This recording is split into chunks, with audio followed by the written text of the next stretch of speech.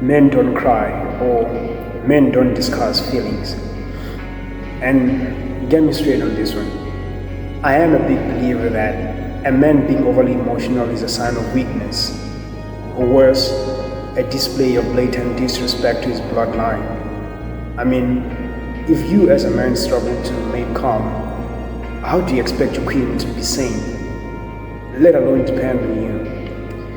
But that could be a topic for another video. So back to this one. I want to relate this matter to the less value placed on the words or the question, how are you? I'm not quite sure if this is a question used as a conversation starter or it just simply lost its meaning over time. Let me know in the comment section what you think about this one. As human beings, we are social beings, and there will always be that need to belong, no matter how hard we try to shun this truth. Tell me, when was the last time you asked someone, how are you? And you were actually intentional about it, or got asked the question and you responded with intent? How was the experience? Allow me to be one-sided a bit. Brothers, we have an issue that we need to address. And ladies, I will appreciate your views on this in the comments. Brothers, being vulnerable is not a sin.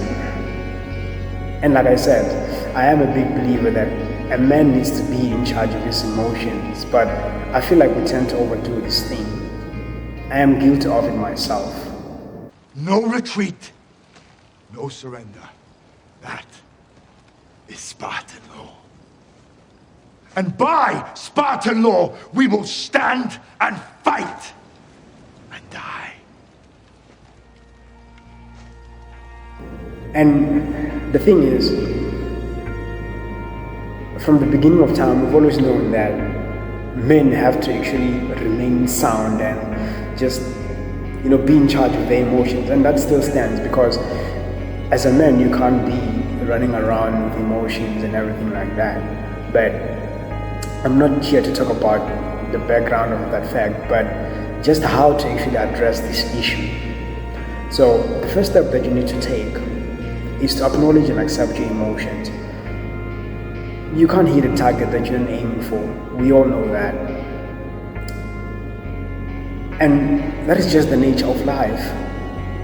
Instead of acting like a tank, storing up your emotions, you have to acknowledge and accept them. This won't only give you a head start, but it will ease the tension that you have walking around with a burden. Take notice that you can actually use some of the emotions to make something better or amazing with your life, but that would never happen if you never acknowledge and accept your emotions. For example, a man who has gotten his heart broken stands to build a massive physique in the gym than a man who just goes there for the sake of going there.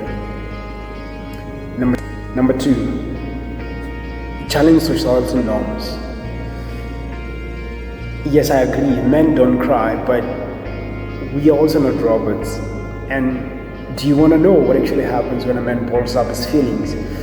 Well, here, he eventually explodes, and it's never nice.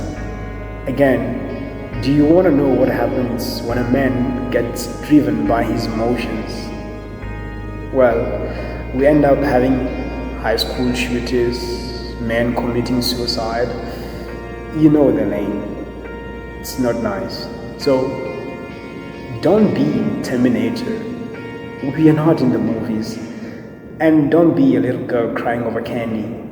This is life. Now, third, develop self-awareness. The legend of old has it, to conquer your enemy, you need to know your enemy. Now, that is what you should do as well. Just that you're not the enemy here. I know you get me. Then the fourth one, seek support and build safe spaces. So it doesn't need to be anything flashy, but it could just be your close friends, family, or anyone you just trust. This is a sensitive matter, so you just have to be careful with whom you share your issues with. So I advise that you take extra caution. because it can be a double-edged sword. Handle it with care. I'm also working on a community that we can get together as adventurers and build each other up, be it in the realm of emotional intelligence, finances, relational growth, or anything at all, you mention it. So be on the lookout for that. Now that you have yourself a space where you can share your emotions and grow from them, it's time to take action, which takes me to number 5. Start with small vulnerabilities. We don't want to overwhelm anyone. I know we deal with a bunch of things, but you want to take it one step at a time. This is also important as you're trying to build trust with your trusted person. I mean, it is forever young until it's not. But we keep it vibrant, yeah. So you don't want to hear your matter being talked about by this group over there or those people there. Number 6, reframe mistakes as opportunities. Now, it's time to actually grow. Like I said earlier, we are humans, and humans are emotional beings. So you are bound to experience those crazy emotions from time to time. Addressing one issue doesn't mean that you will start living a Disney movie life for the rest of your life. So instead of seeing that fallback as a negative thing, view it as a stepping stone that it's actually driving you to more growth. Just like growing muscles in the gym, you don't hit the gym for a week and expect to look like me. I mean, I'm joking though, but seriously, it doesn't work. Now, we can use that Spartan code. And finally, number 7, the very same way we learned how to walk, we need to use that same analogy here. Our parents didn't expect us to be like flesh the first week of our birth. No, they gave us time and were actually patient with us. So be that person to yourself on this one.